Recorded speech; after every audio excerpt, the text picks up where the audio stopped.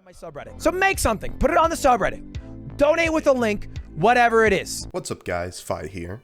It's come to my attention that Twitch and YouTube star Ludwigs recently came out with a video where he scammed his friends into answering the internet's most challenging questions. The internet's hardest questions. I've decided to obliterate Ludwig's English degree by correctly answering his questionnaire, and by the time we're done, he'll be spanguing his monitor like Leffen did to his controller after losing to Ice and Melee. Today, the plan is simple. Welcome to the first episode of Phi Tries. Which do you pour first while making cereal? Now, to be very clear, there is really only one answer. Admittedly, I'm on the wrong side of history here. Or is he? Before we talk about the sacred act of pouring milk into bowls, we've got 9 other multifaceted questions to steamroll through. First one is easy. Subscribe to Phi Tries for weekly uploaded quality content, or I'll rearrange your Adam's axial spins. Alright, enough shilling. Let's talk pasta.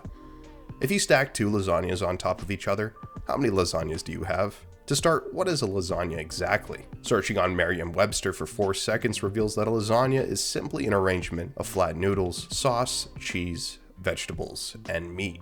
Cross-checking on Oxford Dictionary, we find nearly the same result. Therefore, it doesn't matter what the exact structure or staleness of each sub-lasagna is. Once lasagnas combine, they amalgamate into one grand lasagna. This also means that baked spaghetti with flat noodles and veggies is also lasagna. Next up, Pokemon versus a billion lines. And no, Lud, justifying your answer with "it's a really big number" is not a proper justification. 1 billion is a big number. The answer lies in what premise we decide to hold the battle on. Is it a Pokemon battle, or is it a real-life Earth battle? If we assume the battle takes place using Pokemon logic and uses the best case scenario of horde battles, each Pokemon will have to square up against 5 lions at a time. Assuming no items are used, each Pokemon would either be whittled away by lions, or would faint due to struggle, making lions the clear victor in this case. However, if the fight took place using Earth-based logic, the outcome would be different. I'm not referring to Pokemon winning by using Earthquake or Surf, rather the lions wouldn't be able to harm certain Pokemon. One example, Ghost types are immune to fighting and normal type attacks, making them immune to any lion attack. But even if lions could kill Ghost type Pokemon, lions would still lose. You see, the range of lion attacks are short, and high-flying Pokemon with infinite stamina like Rayquaza, who solely live in air, never need to enter the attack range of lions. This makes it a battle of attrition, where eventually all the lions would either die from starvation or be picked off from safe heights. Also, there's a diacritic over the E in Pokemon. Google Forms literally has spell check built in, which is funny because Ludwig used spell check when he copy-pasted the trolley problem directly from Wikipedia and changed the spelling of barreling from having 2 L's to only containing 1. But that's beside the point. Let's get back to the main topic. Is cereal soup? Well, if you use meat-based broth instead of milk and add vegetables and bacon bits to your Captain Crunch, then yes. Otherwise, no. Is water wet? Again, taking literally a second to look at a dictionary shows that an object is wet if it consists of, contains, is covered with, or soaked with liquid, all of which applies to water. So not only is water wet, but pure water is also the most wet thing of all other things saturated with water, since its saturation level is roughly 100%. For the famous trolley problem, should you pull a lever to save 5 lives by killing one? In other words, is there some moral obligation to save people at the cost of becoming a murderer in some capacity? I don't know the objective answer for this question, but I enjoy flipping switches and pressing buttons, so I'm yanking that lever. How many holes are in a straw?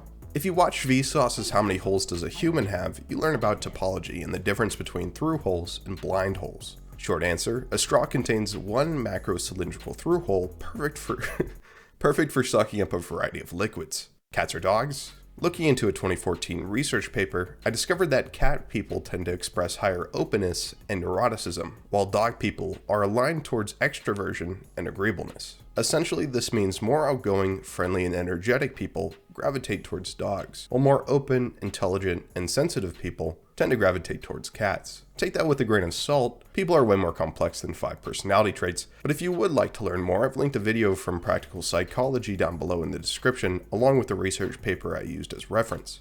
Can pineapple go on pizza? Physically, yes, pineapple can go on pizza, but to answer the sub-question, it doesn't taste that bad. Give it a shot before hating it. I bet 80% of people who shit on pineapple pizza also hated Justin Bieber because it was popular to do so.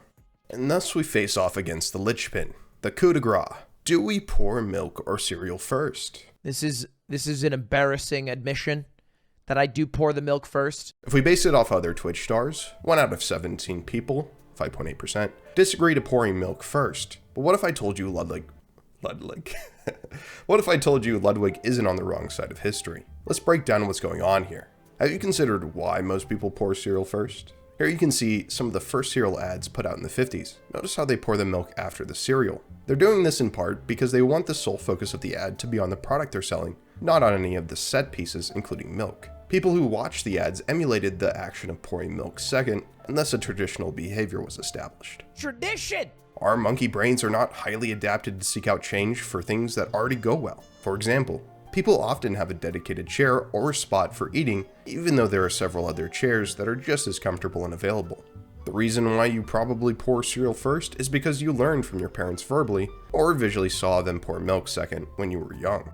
Now I know what you're thinking. Tradition in itself is not necessarily wrong, and you could be right to say this. Sometimes pouring milk first is correct. Let's talk about the cases of when you should pour your milk. Case 1. Does the cereal get better when exposed to milk for long periods of time? Here I use Excel, the most interesting and entertaining of the data processing tools, to graph sogginess of a cereal over time. Certain cereals like Crave activate around the 5-minute mark, making it a good idea to pour milk in second, maximizing time exposure to this lactose delicacy. In contrast, a cereal like Fruity Pebbles starts becoming a mushy mess in under 4 minutes. Personally, I love the crunch of cereal, and usually dislike it when my cereal becomes too soggy or mushy. So I incrementally eat my cereal by adding small amounts to a pre-made milk bowl to ensure that everything stays fresh. Of course, how delicious soggy wheat tastes is different on a person-to-person basis. But what do you think? Leave a comment down below telling me why I'm right or wrong, and if journalism is a real degree. I'll see you next week with another maximization video. Oh god. Oh, I haven't slept in days.